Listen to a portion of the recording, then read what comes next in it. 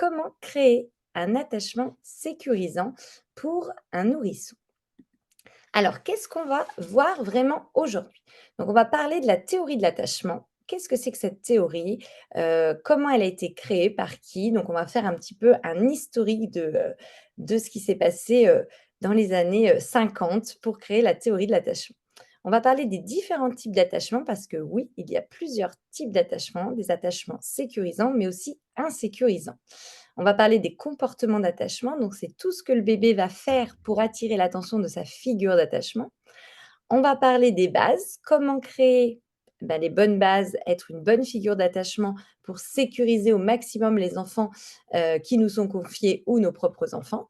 La posture professionnelle à adopter aussi bien auprès des enfants que des parents. Et en fin d'atelier, on verra du pratico-pratique, des petits jeux d'attachement. Quand vous repérez qu'il y a des enfants qui sont en insécurité, qui ont besoin de recréer du lien, ça va être des jeux que vous allez pouvoir mettre en place et vous allez aussi pouvoir les conseiller aux parents. Moi, ce sont des outils que je partage beaucoup avec les parents quand je les coach. Voilà, donc c'est parti pour cet atelier. Alors, l'attachement, qu'est-ce que c'est que l'attachement? Donc le bébé, quand il vient au monde, il a un besoin inné de se rapprocher d'une personne qui va lui donner un sentiment de sécurité et de protection. On le sait, un bébé, s'il est laissé tout seul, il ne peut pas survivre, hein. Il a besoin de protection et pour cela, il va attirer l'attention. Donc on va parler, de comportement d'attachement. Le bébé, va chercher la proximité et ça va être pour la survie de l'espèce. Donc je vais vous donner un petit exemple qui va, vous parler, qui va être plus concret. On va imaginer qu'on est au temps préhistorique et il y a 2 mamans qui vont cueillir des baies avec leurs nourrissons qu'elles ont mis, dans un petit panier en osier qu'elles ont confectionné, avec leurs mains et du coup, elles posent les 2 paniers en osier dans les hautes herbes pour pouvoir cueillir les baies et du coup, elles se retournent et là, un tigre affamé arrive et il se rapproche des 2 bébés. Un des 2 bébés va se mettre à pleurer et l'autre, non. À votre avis, qui a le plus de chances d'interpeller sa maman et d'échapper à l'attaque du tigre? C'est une question rhétorique. Évidemment, je me doute que tout le monde va dire le bébé qui pleure.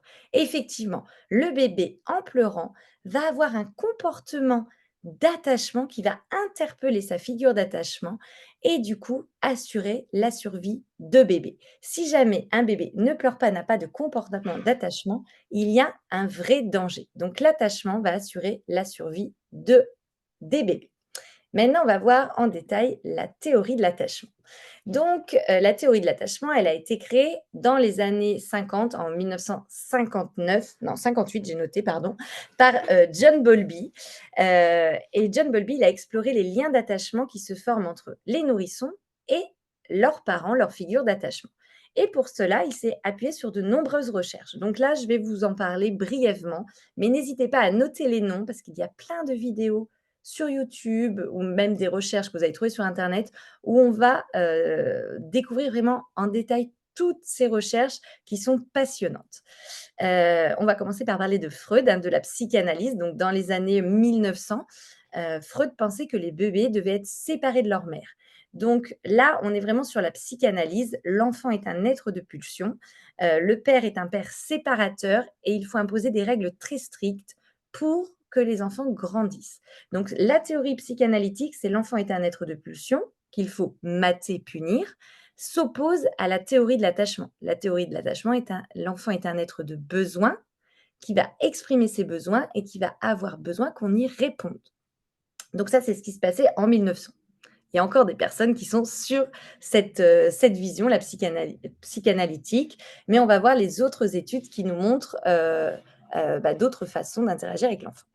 Donc là, on va parler de René Splitz. René Splitz, c'est un médecin hongrois qui a soigné des bébés, donc il les a, observés pendant tout le temps de leur hospitalisation et il a remarqué que la santé des enfants qui étaient, séparés de leur mère, se détériore progressivement alors que ces enfants sont soignés et sont nourris. Donc c'est le premier qui va prendre en compte les émotions de l'enfant. En fait, il se rend compte que quand on va prendre en compte les besoins de lien, les besoins d'attention, la parole, eh bien les enfants vont développer leur motricité, leur langage. Alors que si on va répondre qu'à leurs besoins physiologiques, sommeil, santé, nourriture, eh bien, en fait, ces enfants, sans leur mère, deviennent léthargiques. Donc on appelait ça l'hospitalisme. Donc là, je vous invite, si vous n'êtes pas trop sensible, à regarder les vidéos parce que c'est pas forcément évident, de voir, tous ces bébés dans les lits, qui se laissent, mourir, hein. On est vraiment sur quelque chose d'assez difficile à voir. Mais du coup, René Splits a vraiment, appuyé sur l'importance du lien, l'importance de reconnaître les émotions et de mettre des mots dessus. Ensuite, il y a les études de Corinth Lawrence. Donc lui, il a plus travaillé sur, les oiseaux, mais ça a un vrai impact sur l'attachement aussi des humains. Il a découvert que, les oiseaux, ils s'attachaient à la première personne qu'ils voyaient en, sortant de l'œuf. Donc, il a appelé ce phénomène l'empreinte. Donc si vous regardez des vidéos, vous découvrez Coran Lawrence, pardon, qui, pendant des années, était suivi par tout type d'oiseaux. Donc c'était lui qui était là pendant l'éclosion et il dormait avec les oiseaux, il nageait avec les oiseaux. Donc je vous invite vraiment à regarder ces vidéos, qui sont assez originaux qui sont assez originales, et qui nous montrent vraiment comment fonctionnent les animaux. Nous, pour nous, les humains, c'est pas la première personne, que le bébé va voir, mais ça va être la personne qui va prendre soin de lui. Margaret et Harry Harlow, eux, ils ont fait des études sur, des expériences sur des bébés singes. Donc ils ont démontré par leurs expériences que les premiers con le contact affectif est plus important que la nourriture. En fait, ils ont recréé, des mamans avec, une maman qui donne le biberon et une maman qui apporte, du soutien, du réconfort avec une petite peau de bête. Et en fait, ils se sont rendus compte dans ces études, donc ils ont arraché, donc là aussi, si on est trop sensible, je ne vous conseille pas de regarder les vidéos, des bébés singes, de leur maman et ils les ont mis dans des cages avec soit de la nourriture, soit du réconfort. Et en fait, ils se sont rendus compte dans leurs expériences que les bébés allaient préférer le contact, le réconfort de la peau. Et ils ont poursuivi leurs études, en mettant, ces mêmes bébés singes dans des pièces avec plein d'objets, insolites qu'ils n'avaient jamais vus.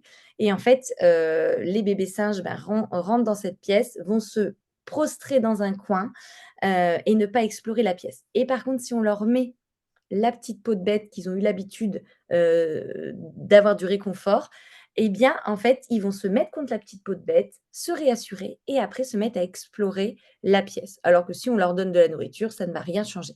Donc vraiment, eux, ils ont montré que le contact affectif était essentiel. Donc ça rejoint énormément ce qu'a dit René Split sur, les besoins des émotions. Et du coup, dans les années 50, John Bowlby a formulé sa théorie de l'attachement. Lui, John Bowlby, c'est un psychiatre anglais et il a été élevé par une nourrice. Il ne voyait que sa maman qu'1 heure par jour et à 7 ans, il a été envoyé à l'internat. Donc il a aussi, lui, déjà vécu, ce qu'on appelle un petit peu l'hospitalisme et en même temps, il a eu une nourrice qui prenait soin de lui.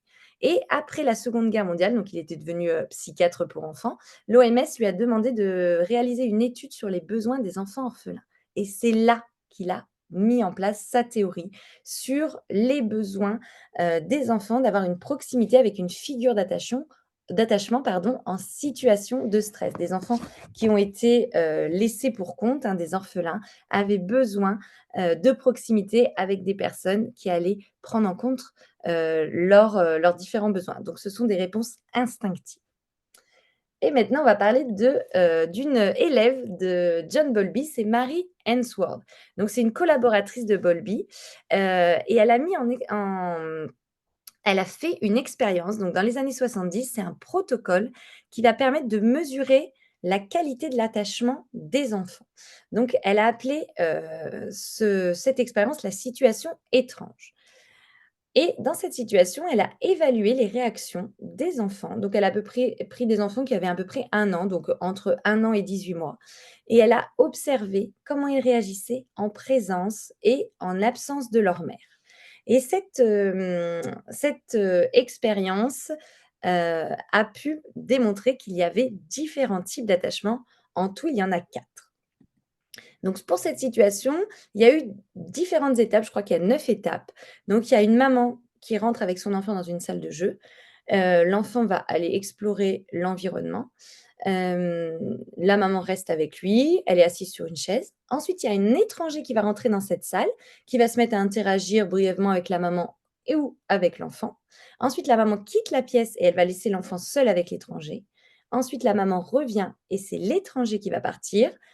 Et ensuite, c'est la maman qui va partir et l'étranger va revenir et va rester seul dans la pièce avec l'enfant. Et ensuite, dernière étape, la maman revient à nouveau et l'étranger quitte la pièce. Et du coup, pendant toute cette situation, les observateurs, ils vont regarder la volonté d'exploration de l'enfant, son niveau d'anxiété face à la séparation quand la maman s'en va, son niveau d'anxiété face à la personne étrangère et sa façon de réagir, son comportement face aux retrouvailles. Et ça te donne des indications sur le style d'attachement. Donc elle a observé 3 types d'attachement. Donc en fait, il y en a 4. Là, c'est les 3 plus courants, mais je vous expliquerai aussi le quatrième parce que c'est des attachements que vous pouvez être amené à accompagner, à avoir, en garde. Donc le premier style d'attachement, ça va être l'attachement sécure, hein, donc c'est vraiment l'objectif de cet atelier, mais c'est important aussi de savoir, qu'est-ce qu'un attachement insécure. Donc l'attachement sécure, c'est-à-dire que l'enfant va se consoler rapidement quand la maman va revenir et qui va pouvoir facilement reprendre son exploration. Et quand il va être avec l'étranger, eh bien, il va chercher la sécurité auprès de l'étranger. Mais quand il y a sa maman, c'est sa maman qui va lui donner de la sécurité. Un enfant qui va être dit un attachement insécure évitant. Donc, il y a insécure et après, il y a 3 insécures. Insécure évitant, c'est que l'enfant ne réagit pas. Il ne manifeste rien, pas de sentiment de détresse. Il ne cherche pas le réconfort ni avec l'étranger, ni avec sa maman et il va ignorer son parent quand son parent va revenir. Et enfin, il y a l'attachement ambivalent. Donc, l'enfant va avoir peu d'exploration et il va avoir du mal à se réconforter. Et on va dire que dans ce style d'attachement, l'enfant va résister au fait d'être consolé. Et le dernier type d'attachement, c'est l'attachement désorganisé. Ça veut dire qu'en fait, l'enfant n'a pas de stratégie, il n'y a pas de lien avec les autres individus. Donc, c'est un enfant qui est vraiment, on le sent en danger. Et c'est celui qui est le moins représenté. Quand du coup, vous l'avez compris, l'enfant est de sécurité, il va explorer et quand à l'inverse, il est insécurité, il va être inquiet et il va, chercher des stratégies pour se sécuriser. Donc maintenant, on va parler plus en détail des différents types d'attachement et comment l'enfant se sent et comment la figure d'attachement a créé ce lien. Donc la qualité de l'attachement, elle va, permettre elle va influencer, la perception du monde de l'enfant. L'enfant, en fonction de son type d'attachement, va avoir des croyances, des regards et des pensées sur le monde qui vont être différentes. Donc nous, adultes, notre type d'attachement va avoir vraiment une influence sur notre manière d'établir nos relations aux autres. Quand on a un attachement sécure, quand l'enfant a un attachement sécure, il va avoir confiance en la disponibilité de sa figure d'attachement. Il se sent en sécurité, il peut explorer parce qu'il sait qu'il peut retourner vers sa figure d'attachement en cas de besoin, en cas de danger. La figure d'attachement est comme un porte-avions. L'enfant, va pouvoir explorer un petit avion et si besoin, il va pouvoir se poser sur le porte-avions qui est là, disponible. C'est-à-dire que la figure d'attachement, donc le parent, a répondu spontanément aux demandes de l'enfant, a été valorisant, a été encourageant, a été stable et a été sensible.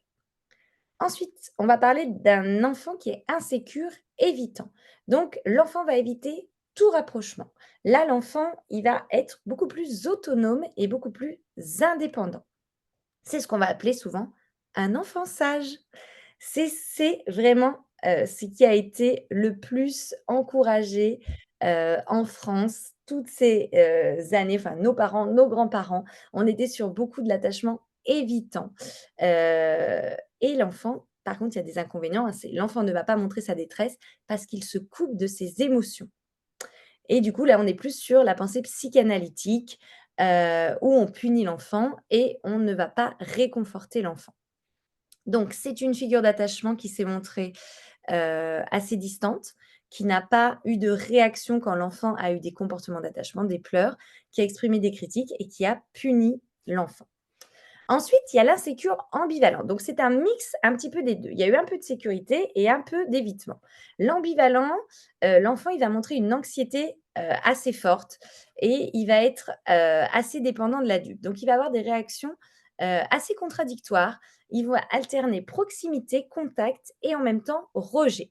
Donc, c'est des enfants qui, par exemple, veulent les bras, mais une fois qu'ils sont dans les bras, ils vont pousser, ils vont taper, ils vont pas être tranquilles, ils vont pas être sécurisés. Pour l'attachement, insécure, ambivalent, la figure d'attachement, elle a manqué de cohérence. Ça, c'est vraiment le gros point, moi, que je vois en coaching, c'est vraiment rester cohérent tout le temps, même, en tant que professionnel, c'est compliqué de tout le temps répondre en adéquation, être disponible. Donc on va avoir des moments, où on va être plus dans l'ambivalence, mais pour créer un attachement insécure, ambivalent, il faut vraiment être incohérent très régulièrement. Un jour blanc, un jour noir. Donc il y a des jours où la figure d'attachement a fait preuve de sensibilité, d'écoute, de douceur et il y a des jours où la figure d'attachement a fait preuve d'indifférence. Donc elle a été plus dans l'évitant. Donc ça crée l'ambivalent. En insécure, les enfants, ils ont souvent évitant ou ambivalent. C'est les 2 plus représentés. Le dernier est moins représenté, mais il existe malheureusement, c'est l'insécure désorganisé. Donc c'est l'enfant qui a des comportements imprévisibles, qui va montrer des signes de peur, de confusion, il va être très incohérent. Et c'est souvent parce qu'il y a eu un environnement, familial très instable. Donc une figure d'attachement qui a réagi de manière très excessive et imprévisible, qui a inspiré la crainte, beaucoup de menaces, et souvent, c'est des parents, qui ont, des addictions, des dépressions. Donc heureusement, ce n'est pas, la plus grande norme, mais c'est important de savoir, que ça existe. Comme ça, quand vous avez, accueillir des enfants et que vous posez des questions, c'est intéressant d'aller voir comment l'enfant réagit. D'ailleurs, si ça vous intéresse, je pourrais vous partager, dans le lien, plus en détail, les conclusions, de la situation étrange. Je vais vous proposer un petit exemple que vous allez déjà faire pour vous. Pour savoir quel est votre type d'attachement, parce que c'est aussi intéressant de connaître son type d'attachement parce que ça va avoir un lien sur comment on va arriver à sécuriser les enfants. On va imaginer que vous êtes enfant, vous avez moins d'une dizaine d'années et que vous êtes au milieu d'une rivière et que l'eau monte tout doucement et que vous vous sentez pris au piège. Donc la meilleure solution, ce serait de nager, mais on va imaginer que vous ne savez pas nager, et que vous êtes bloqué au milieu de cette rivière. Et du coup, je vais vous proposer 3 styles de réaction. La première, ça va être de se mettre à crier, d'interpeller, de chercher à l'aide. La deuxième, ça va être de se retourner sur soi-même et de tapoter l'eau. Donc, de chercher une, solution, mais de rester sur place en tapant l'eau et en tournant sur soi-même. Et la troisième, ça va être de s'immobiliser et de rester statique, bloqué.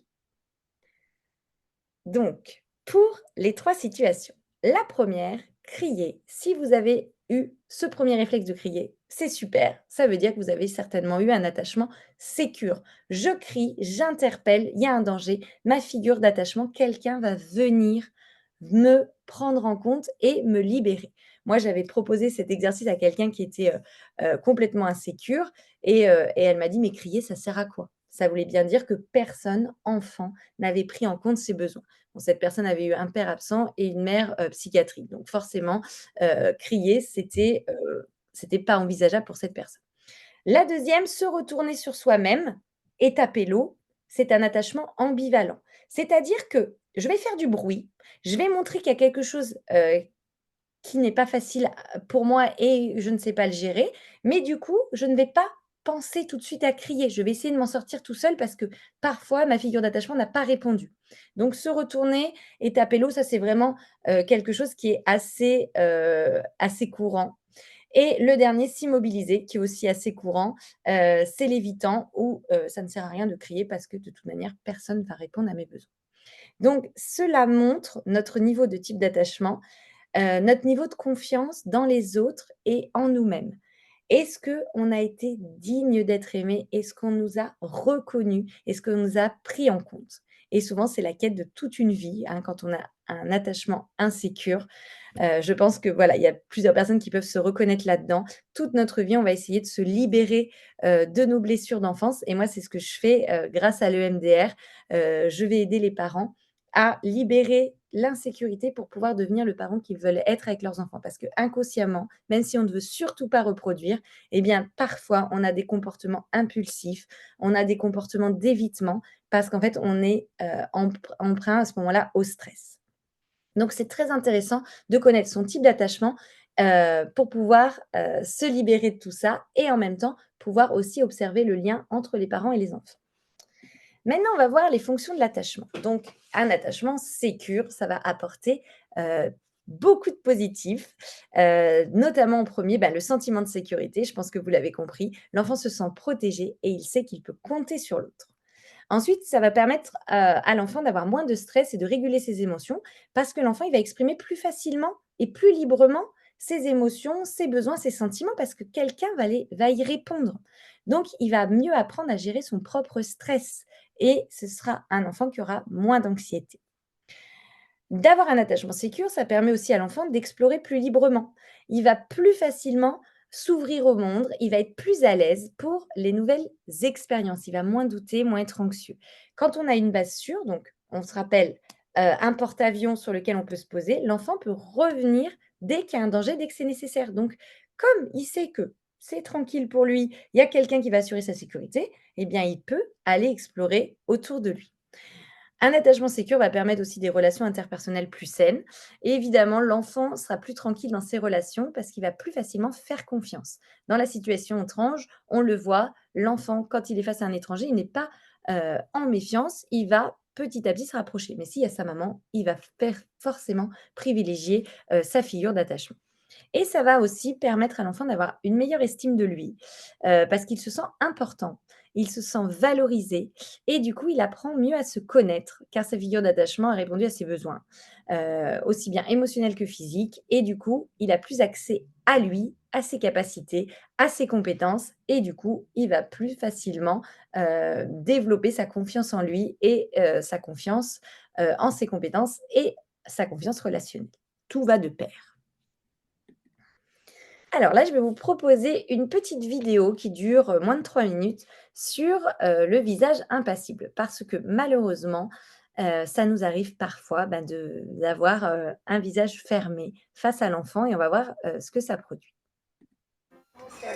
Babies this young are extremely responsive to the emotions and the reactivity and the social interaction that they get from the world around them. This is something that we started studying 30, 40 years ago when people didn't think that infants could engage in social interaction. In the still face experiment, what the mother did was she sits down and she's playing with her baby who's about a year of age. I'm like a girl. Oh. And she gives a greeting to the baby gives a greeting back to her. Yeah. This baby starts pointing at different places in the world, and the mother's trying to engage her and play with her.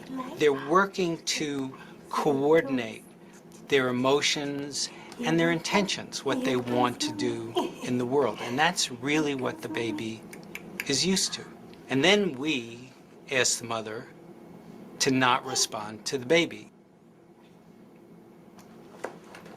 The baby very quickly picks up on this. And then she uses all of her abilities to try and get the mother back. She smiles at the mother. She points because she's used to the mother looking where she points. The baby puts both hands up in front of her and says, "What's happening here?" She makes that screechy sound at the mother, like, come on, why aren't we doing this? Even in this 2 minutes, when they don't get the normal reaction, they react with negative emotions, they turn away, they feel the stress of it. They actually may lose control of their posture because of the stress that they're experiencing. Okay. I'm here. And what are you doing? Oh, yes. Oh, what a big girl. It's a little like the good, the bad, and the ugly. The good is that normal stuff that goes on, that we all do with our kids. The bad is when something bad happens, but the infant can overcome it. After all, when you stop the still face, the mother and the baby start to play again. The ugly is when you don't give the child any chance to get back to the good. There's no reparation, and they're stuck in that really ugly situation. Donc on voit bien dans cette situation que le bébé, eh bien, en fait, il va essayer d'attirer l'attention de cette maman. Donc on voit une maman qui est très sécurisante, hein, qui prend le temps, qui discute avec son bébé et tout d'un coup qui s'arrête et là, le bébé, il s'agite, hein, il se met à crier, il cherche à, renouer le contact, le lien avec sa figure d'attachement et du coup, si cette situation est répétitive, que, l'enfant, a toujours face à lui un visage impassible, eh bien l'enfant, il se sentira en détresse et il va mettre en place des croyances limitantes que le montre est hostile, que la relation à l'autre peut faire du mal. Donc en fait, là, si vous avez, vous, une tendance à faire un visage impassible ou vous avez connu des personnes qui font un visage impassible, ça peut créer un attachement insécure évitant. Et du coup, quand l'enfant bébé va avoir face à lui un visage impassible, il va développer des stratégies d'adaptation pour survivre. Donc, soit il va se mettre en retrait, se couper de ses émotions, donc être dans l'inhibition, ou alors, à l'inverse, il va créer une grande familiarité et il va avoir des grandes interactions, mais sans réticence. Donc, un bébé qui va avoir tendance à aller vers tous les étrangers ou un bébé qui va ne pas du tout répondre, ce sont des bébés qui sont souvent insécurisés. Souvent, ce lien peut être réparé. Donc l'enfant, ça va être à travailler autour de petits jeux d'attachement, donc ça, on en parlera à la fin de l'atelier. Mais l'enfant lui-même, quand il va vivre ça, quand en face de lui, il va avoir un adulte au visage impassible, il va imaginer que c'est de sa faute à lui. Vous savez, l'enfant est égocentrique. Du coup, il va se dire: «Je suis mauvais, j'ai mal fait, ce n'est pas mon parent qui va pas, c'est moi qui ne vais pas bien». Donc, quand on est avec les enfants, essayez au maximum de ne pas faire de visage impassible. Et ça nous arrive parfois. On est en train de jouer, tout se passe bien avec l'enfant, et d'un coup, on regarde l'heure, et hop, c'est l'heure de la sieste. Et on fait, allez, au dodo. Et là, on a un visage impassible. Et du coup, ça va créer du stress chez le bébé qui va se dire, «Ah, je suis mauvais». Et quand il va avoir ce visage fermé, eh bien, en fait, ça va le mettre en insécurité. Donc, ça va être important dans tous les moments de toujours garder un visage ouvert et de continuer à être dans le jeu et dire au bébé, bah, allez, on va aller changer la couche maintenant et puis on va aller au dodo, on va aller chercher son doudou et on va garder cette expression pour sécuriser au maximum le bébé. Quand on a une tendance à avoir un visage impassible, à être stressé, à être fermé, c'est que nous aussi, on a du mal à réguler nos propres émotions, qu'on a certainement un attachement insécure. Et si on va se replier sur soi, heu, on dit vulgairement bouder, donc faire un repli narcissique, par exemple, quand les enfants, ils ont un mauvais comportement et qu'on va avoir ce visage impassible, c'est vraiment intéressant d'aller travailler sur soi, sur son propre stress, parce qu'en fait, c'est pas comme ça qu'on va pouvoir sécuriser les enfants.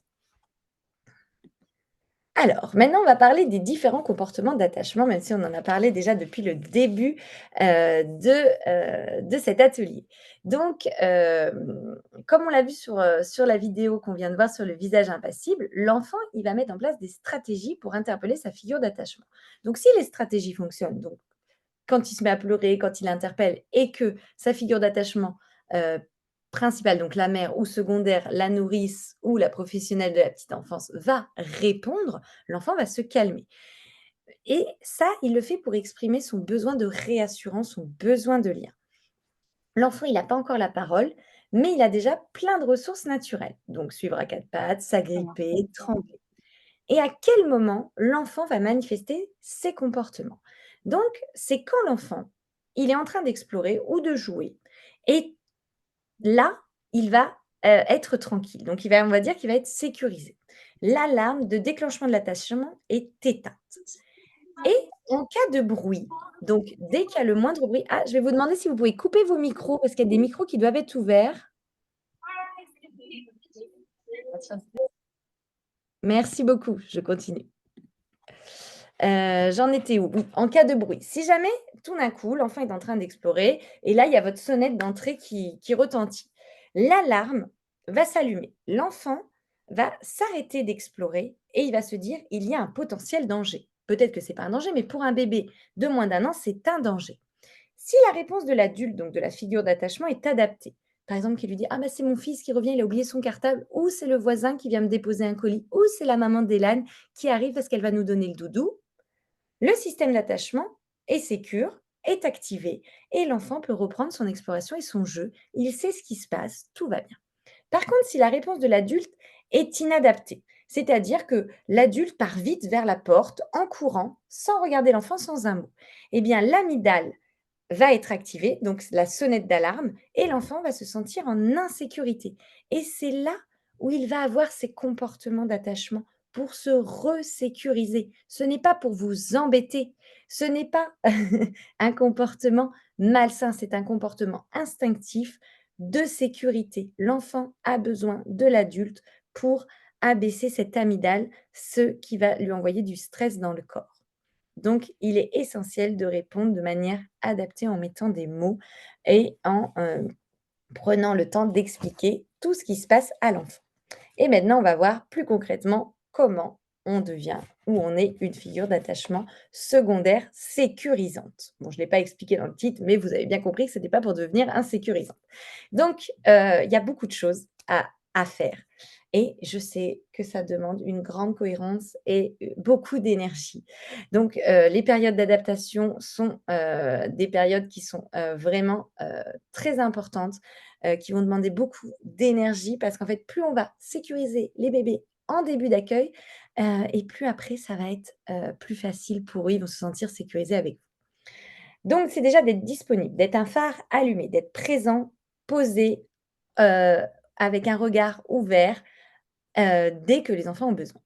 De répondre en adéquation, c'est-à-dire d'avoir une harmonie entre le signal, qu'est-ce que l'enfant manifeste et la réponse. C'est pas parce qu'il pleure qu'on va lui donner une tétine. Ça, c'est pas répondre au beau signal. S'il pleure, c'est d'aller voir ce qui se passe pour lui et de mettre des mots sur ce qui se passe. Et en deuxième temps, lui proposer de la réassurance, un petit câlin, une petite tétine. Mais si on répond par exemple tout le temps en donnant la tétine, ça va pas être une harmonie entre le signal et la réponse. Répondre de manière prévisible. Essayez au maximum de toujours réagir de la même façon. Donc, toujours réagir de façon douce, hein, parce que si vous réagissez en évitant, on ne va pas sécuriser le bébé. Réagir de manière rapide, donc prioriser et répondre rapidement aux pleurs et aux demandes. De manière répétitive, l'enfant pourra anticiper vos réactions, être chaleureux, donc avec respect, douceur, calme, contact, être stable, donc être zen, assez tranquille, avoir un bon équilibre mental. Donc une stabilité physique, mais aussi une stabilité émotionnelle. C'est pour ça que plusieurs fois, depuis le début de l'atelier, je vous l'ai dit, si vous sentez que vous avez eu un attachement insécure, n'hésitez pas à aller travailler tout ça auprès d'un psychologue, d'un coach, d'un thérapeute, pour vous tranquilliser. Parce que plus vous allez être tranquillisé, plus vous allez pouvoir tranquilliser les bébés que vous accueillez. Et répondre avec sensibilité, donc c'est faire preuve d'écoute, et aussi d'empathie envers les enfants.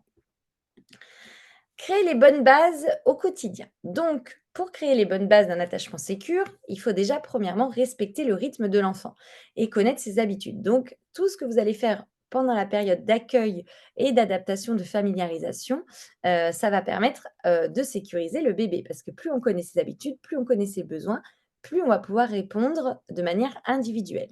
Et il est essentiel aussi d'avoir une belle relation avec les parents pour savoir comment ça s'est passé le week-end, comment ça s'est passé la matinée, qu'est-ce que les parents ont mis en place et qu'est-ce qui a pu insécuriser ce petit. Échanger avec l'enfant. Donc pour ça, choisir son vocabulaire, avoir un vocabulaire adapté, essayer au maximum d'être positif dans sa façon d'interagir avec l'enfant. On évite le négatif. On va faire attention aussi à son paraverbal. Donc importance d'avoir un ton, une intonation, un sourire, hein. Rappelez-vous, le visage impassible. Si on va être fermé et qu'on va, plus être dans: «Je donne des ordres, je donne des consignes et je ne suis pas en relation et en sourire», eh bien l'enfant, ça va déclencher son alarme du stress et son insécurité. Avoir confiance en l'enfant. Donc ça, c'est essentiel de reprendre, tout sur le développement de l'enfant. Nous, chez Gazouillis, comme vous l'a présenté Victor, on vous accompagne sur des diplômes, mais on vous accompagne aussi sur, des formations. Donc si vous sentez que, vous n'avez plus, toutes les bases, vous savez plus exactement où en est l'enfant dans son développement à cet âge-là, qu'est-ce qu'il vit, n'hésitez pas à réactualiser vos connaissances parce qu'en fait, ça va permettre d'être plus tranquille quand l'enfant va vivre, par exemple, l'anxiété de séparation ou, que l'enfant va commencer à marcher ou que l'enfant va être dans l'opposition. Qu'est-ce qu'on fait? Comment on se positionne? Parce qu'en fait, il y a vraiment 2 écoles différentes. Il y a l'école où on va avoir confiance en l'enfant, donc on va savoir où il en est, on va répondre à ses besoins et il y a l'école où on va être plus dans la méfiance et on va punir et on va se méfier. Donc ça, moins on connaît l'enfant et son développement et plus on va être dans la méfiance. Donc c'est très important de faire confiance et de bien connaître le développement global de l'enfant. Créer des rituels, ça va donner des repères et des habitudes. L'enfant, il va pouvoir anticiper ce qui va se passer et être acteur de sa journée et il va être moins contraint à subir, donc moins stressé. Offrir des découvertes, donc proposer des activités avec, des possibilités d'exploration, des textures, tout ce qui va être sensoriel va permettre à l'enfant, d'explorer et de ne pas toujours proposer les mêmes jeux. Si on propose toujours les mêmes jeux, au bout d'un moment, l'enfant n'aura plus envie d'explorer et du coup, c'est ça qui va donner aussi l'envie à l'enfant, de, venir chez vous. Et d'être vigilante à tout instant. Donc c'est prévenir, observer, mettre des mots sur ce que l'enfant fait, sur, le danger qui va potentiellement se passer. «Ah, je vois que tu es monté sur la petite, poutre, attention, il y a un petit risque de chute». Voilà, mets bien tes mains comme ça. Voilà, donc on est vigilant et on exprime clairement et simplement les règles. On va pas crier, on va pas dire: Tu descends». On peut dire stop évidemment si l'enfant est en vrai danger à l'instant T, mais voilà, être vigilant, ça permet d'être moins stressé et du coup de pouvoir mieux communiquer avec l'enfant. Les postures à adopter aussi bien auprès des enfants que des parents. Ça va être faire preuve d'empathie, donc on en a déjà un petit peu parlé, d'être sensible, et de comprendre ce qui se passe pour l'enfant, mais pas forcément d'être une éponge émotionnelle et de vivre les choses dans le corps. Donc quand on a une tendance à être une éponge émotionnelle, c'est qu'aussi on n'a pas encore assez travaillé sur soi, assez de recul et du coup avec les parents, ça peut être compliqué, si les parents sont insécures, hein, on le sent quand des parents sont en insécurité. Si nous, on n'a, pas travaillé sur nous, on peut avoir du mal à, leur dire les choses, on peut avoir peur du conflit. Donc on va pas être une personne qui va pouvoir sécuriser le lien, sécuriser la relation entre le parent et l'enfant. Donc c'est très important aussi de travailler sur son empathie. Faire preuve d'écoute, donc prendre le temps, d'observer, d'écouter, de reformuler. Avec les parents, vous pouvez, poser des questions ouvertes, laisser des silences, les laisser exprimer leurs émotions, faire de la reformulation, de l'écoute active pour vraiment comprendre ce qui se passe pour eux. Être un guide, donc modéliser, montrer maintenant vous avez eu toute la liste de comment être une bonne figure d'attachement sécure. Si vous sentez qu'un parent est en insécu est un et a des petites attitudes insécurisantes ou ambivalentes, lui montrer: «Regardez moi comment je fais». Enfin, bien sûr si le parent est en demande, hein. Faire preuve de transparence avec le parent, donc raconter vraiment ce qui s'est passé dans la journée, réfléchir aussi en amont à son argumentaire, ne pas, voilà, faire les transmissions, comme ça: «Oh bah, il a été mordu» ou «L'enfant a été agressif». Voilà, réfléchir et se dire: «Comment ce parent peut réagir? Qu'est-ce qui va le mettre en insécurité?» et du coup, bien choisir aussi son vocabulaire tout en étant transparent. C'est important de dire aux parents, mais c'est important d'avoir une vraie attitude professionnelle et maintenir le cadre d'accueil, sécuriser le parent, être stable et sûr de soi. Donc de bien réfléchir, de bien, poser, les mots, par exemple, sur votre projet d'accueil ou sur votre projet éducatif. Comment j'accueille, de quelle manière et comment je communique tout ça aux parents. Et enfin, je voulais vous proposer, bah, des petits jeux d'attachement. Donc c'est des jeux qui vont, permettre de reconnecter le lien entre l'enfant et l'adulte, donc entre l'enfant et le parent ou l'enfant et la professionnelle et on va rire ensemble. On va pas rire aux dépens de l'enfant, mais on va rire avec lui. Donc ces différents jeux d'attachement, ces petits jeux qui je joue sans matériel, donc on peut les faire tout le temps. Donc il y a les jeux de régression, c'est on va laisser l'enfant se comporter comme un bébé. Donc ça, c'est des enfants, si par exemple, qui ont une insécurité quand ils viennent d'avoir un petit frère ou une petite sœur et qui, ont besoin, de redevenir l'espace d'un moment, un petit bébé. Donc c'est par exemple, nous quand on rentre le soir et qu'on est fatigué, qu'on fait: «Oh là là, j'aimerais bien un câlin», ben on est dans un jeu de régression. Donc ne pas hésiter par moment, quand un enfant, voilà, est pas bien, de lui dire: «Bah tiens, on va jouer au bébé, tu veux venir dans mes bras? Je vais te donner ton petit bibi». Donc on accepte le jeu de régression avec l'enfant. Les jeux de cause à effet, ce sont, des actions répétitives que l'adulte va faire en fonction du comportement de l'enfant. Par exemple, l'enfant joue au docteur avec vous et il vient avec sa petite piqûre et il veut vous piquer et à chaque fois qu'il va faire le geste pour venir, vous allez faire: «Aïe!». Donc vous anticipez, du coup ça va faire beaucoup rire l'enfant, et il voit que son action a des répercussions et du coup, vous voyez, c'est des petits jeux d'attachement où on est en lien avec l'enfant, on est dans le relationnel. Des jeux d'absurdité, c'est qu'on va faire volontairement des erreurs. On fait un peu comme un Pierre Richard. Par exemple, on veut habiller l'enfant, mais il veut pas et du coup, on va lui mettre, la couche, sur le pied, la chaussette sur la tête. On raconte une histoire, le petit Choupi et on va changer les mots, dire, Choupi essaye, de rentrer dans la maison. Là, on va mettre: «Choupi essaye de rentrer dans la niche» et l'enfant il va: «Bah, mais qu'est-ce que tu racontes, nounou?» Et en fait, on fait exprès de se tromper. Du coup, ça montre à l'enfant qu'on peut avoir on peut faire des erreurs et ensemble, vous allez voir, moi, que dès que je fais des histoires où je fais le jeu d'absurdité, je vais rire et je vais passer un bon moment parce que des fois, de raconter, heu, 4 jours de suite le même choupi, au bout d'un moment, voilà, on en a un peu ras la casquette donc nous aussi, ça nous permet de plus de légèreté et de créer de la connexion, du lien. Vous allez voir, à coup sûr, l'enfant va rigoler. Les jeux symboliques, donc c'est qu'on rejoue des scènes de la vie quotidienne, le marché, le restaurant, si par exemple l'enfant est allé chez le pédiatre, il a eu une piqûre, et que ça a été très dur pour lui que le parent vous raconte ça et ben vous pouvez rejouer, la piqûre avec le doudou ou avec vous. C'est vous qui allez chez le docteur et vous dites à l'enfant: «Bah, c'est toi qui es le docteur et tu vas me faire la piqûre». Comme ça, l'enfant rejoue la scène en sécurité et il va revivre les émotions et ça va le décharger. On peut refaire des jeux de séparation. Donc, on va créer une distance entre l'enfant, et nous. Donc, ça peut être une distance visuelle ou spatiale. Donc, ça va être des jeux de coucou caché, des jeux de cache-cache. On peut cacher aussi des petits personnages sur nous. Ça, je le fais beaucoup quand il y a eu des attachements évitants et que le parent, à un moment donné, n'a pas pu être en relation, avec l'enfant. Et du coup, il ne veut pas de contact avec ce parent. Et du coup, je vais proposer habilement des petits jeux où ils vont recréer du contact, des petits massages, des petits touchés. Du coup, en cachant des petits personnages dans la poche. Donc, l'enfant va pas toucher son parent, mais il va venir petit à petit créer le contact. Donc ça va peut permettre de recréer le lien et des jeux de renversement de pouvoir où là, c'est l'adulte qui va jouer, à être faible. Ah oui, non, c'est ce que je vous ai dit dans les jeux d'absurdité, je me suis trompée. Les jeux d'absurdité, c'est qu'on fait n'importe quoi et les jeux de renversement de pouvoir, c'est là où on va jouer la victime, on va faire le Pierre Richard et du coup, on va faire exprès, par exemple, quand ton enfant est sur la balançoire, de tomber si l'enfant arrive en disant: «Oh mais tu m'as fait tomber!». On va jouer à la bagarre et on va laisser l'enfant gagner et du coup, ça va permettre, à l'enfant de se sentir puissant. Moi, je faisais beaucoup ça quand j'étais assistante parentale, donc je gardais un enfant à la maison et en fait, je lui faisais rejouer le moment du coucher et c'était moi le bébé qui voulait pas dormir et lui qui faisait le papa et qui me disputait et ben, c'était sûr, on jouait à ça pendant 15 minutes. À la fin, l'enfant venait, il riait, il se mettait dans mes bras et en fait, ça lui déchargeait toutes ses émotions. Et il y a aussi des jeux de contact, enfin, bon, il y a plein d'autres jeux, qui sont intéressants. Je vous invite vraiment à regarder, il y a plusieurs livres qui parlent des jeux d'attachement. Donc vous, vous pouvez en faire avec les enfants et vous pouvez aussi les conseiller. Quand il y a des parents qui vous disent: «Voilà, j'ai beaucoup de mal avec mon enfant, je sens qu'il supporte pas l'erreur, je sens que, il ne veut pas de contact ou, qu'il est très jaloux de son petit frère, sa petite sœur». Ça peut être des jeux qui peuvent vraiment aider l'enfant à se sentir mieux et à recréer cet attachement sécure. Parce que même si l'enfant est insécure, il peut redevenir sécure. Rien n'est, foutu. Et qu'est-ce qui se passe? Bah, pour l'enfant quand il est sécurisé par ses figures d'attachement?